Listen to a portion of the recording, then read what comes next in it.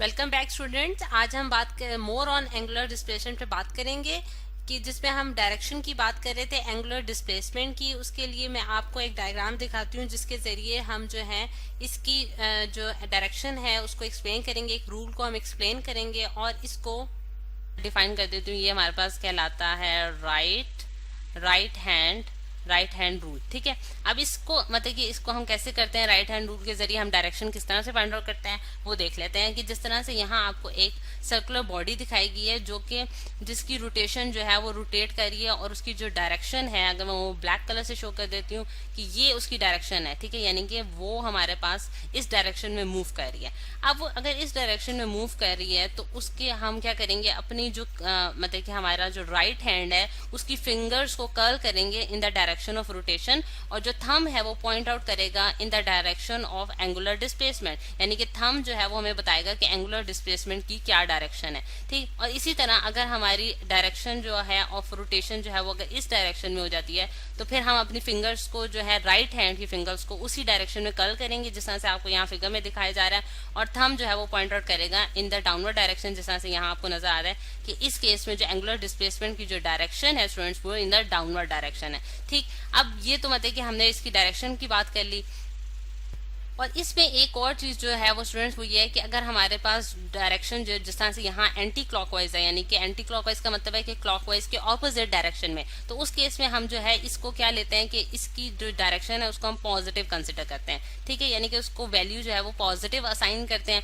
और इसी तरह अगर हमारे पास जो है इसकी डायरेक्शन जो है वो क्लॉकवाइज डायरेक्शन में हो तो हम उसको नेगेटिव वैल्यू जो है वो असाइन करते हैं। यानी कि हम कहते हैं कि जो डिस्प्लेसमेंट हो रही है वो नेगेटिव डायरेक्शन में हो रही है और इस केस में हमारे पास पॉजिटिव डायरेक्शन में होती है। और ये बेसिकली हम लोग जी एक्सिस के अलॉन्ग, क्योंकि ये जी एक्सिस है स्टूडेंट्स हमारे पास, यानी कि अगर मैं इसको इस तरह से कह सकती हूँ कि ये हमारे पास अगर एक्स एक्सिस है, ये हमारे पास वाई एक्सिस है और ये हमारे पास जी एक्सिस है, तो अगर हमारे पास डायरेक्शन अपवर्ड डायरेक्शन होगी तो हम उसे कहेंगे ये पॉजिटिव जी डायरेक्शन में है। और अगर हमारे पास डाउनवर्ड डायरेक्शन होगी, जैसा कि यहाँ आप क्लॉकवाइज रोटेशन में आपकी डायरेक्शन क्या आई है, in the downward direction I है, तो आप उसको नेगेटिव जी के।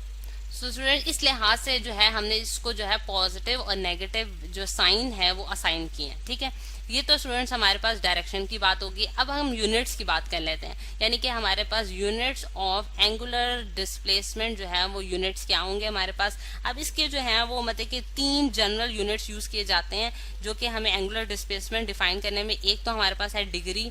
ठीक है, यानी कि आप जाहिर सी बात है आपके पास एंगल है जो एंगुलर डिस्प्लेसमेंट को डिफाइन कर रहा है, तो आप डिग्री में उसको मेजर कर सकते हैं। फिर उसके बाद आप इसको रेवोल्यूशन में भी मेजर कर सकते हैं। ठीक है, और फिर उसके बाद एक थर्ड यूनिट जो है वो आपके पास आ जाता है रेडियन। ठीक है, यानी कि ये 3 यूनिट्स हैं हमारे पास जो कि जिसके जरिए हम एंगुलर डिस्प्लेसमेंट को मेजर करते हैं। अब डिग्री तो आप जैसा कि मतलब कि ये आपके लिए बहुत कॉमन टर्म है, और रेवोल्यूशन भी जिस तरह से एक पूरा सर्कल जो हम कहते हैं वो एक पूरा रेवोल्यूशन कहलाता है, वो भी आप उसको बारे में भी आप जानते हैं। लेकिन जो थर्ड आपके पास यूनिट आया है ये आपके पास एक नया यूनिट है जिसको हम रेडियन कहते हैं। इसको हम प्रॉपर वे में डिफाइन करेंगे कि ये हमारे पास क्या होता है।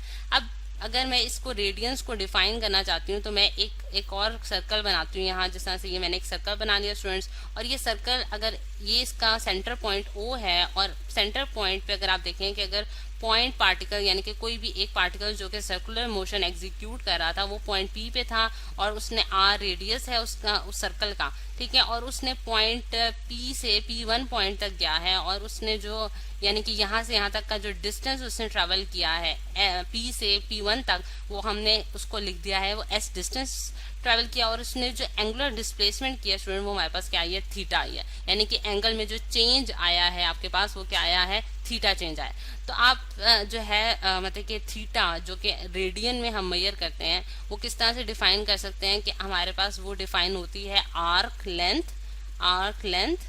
ठीक है, arc length divided by radius. ठीक है, arc length divided by radius जो है वो हमारे पास क्या होगा, हमारे पास रेडियन के बराबर होगा। यानी कि इसको हम रेड लिख देते हैं, यानी कि उसको इन शॉर्ट जो उसका सिंबल है वो क्या है, रेड। ठीक है, और आर्क लेंथ हमारे पास क्या है स्टूडेंट्स, पॉइंट P1 से लेके पॉइंट सॉरी पी से लेके पॉइंट P1 तक का जो हमारे पास डिस्टेंस है वो आर्क डिस्टेंस कहलाता है। और इसको मैंने आर्क डिस्टेंस क्यों कहा है, क्योंकि स्ट्रेट लाइन डिस्टेंस नहीं है बल्कि इसमें हल्का सा कर्व है, तो इस वजह से इसको आर्क लेंथ कहा जाता है।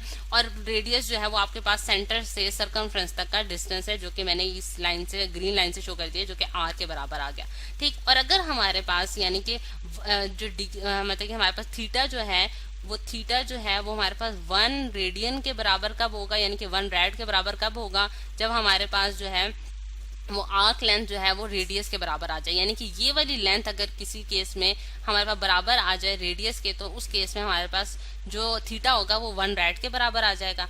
ठीक, अगर मैं इसको सिंबल्स इसके डाल दूं स्टूडेंट्स, यानी कि theta is equals to S, यानी कि आर्क लेंथ को मैंने एस से डिफाइन किया और रेडियस को मैंने आर से डिफाइन किया, तो इसके जरिए मैं एक और जो इक्वेशन निकाल सकती हूँ वो क्या है, S is equals to R theta. ठीक है, जो कि आपने बहुत दफा पढ़ी भी होगी कि हमारे पास आर्क लेंथ का जो है वो एंगल और रेडियस से जो रिलेशन बनता है वो S is equals to R theta से बनता है। ठीक, ये एक हमने इस तरह से जो है वो एक इक्वेशन डिफाइन कर ली। अब एक और तरह से अगर हम लिखें कि हम लोग अगर रेवोल्यूशन और रेडियन का आपस में जो है अगर रिलेशन देखना चाहते हैं तो वो किस तरह से देख सकते हैं स्टूडेंट्स, कि हमारे पास अगर मैं इसको यहाँ लिख देती हूँ कि अगर हमारे पास स्टूडेंट्स यानी कि थीटा जो है वो एस डिवाइडेड बाय आर है, यानी कि ये मैं इक्वेशन अगर मैं यूज कर लूँ, ठीक, तो मैं इसको किस तरह से लिख सकती हूँ स्टूडेंट्स कि हमारे पास जो है theta is equal to S divided by R, और एस जो है वो हमारे पास क्या है, आर्क लेंथ है।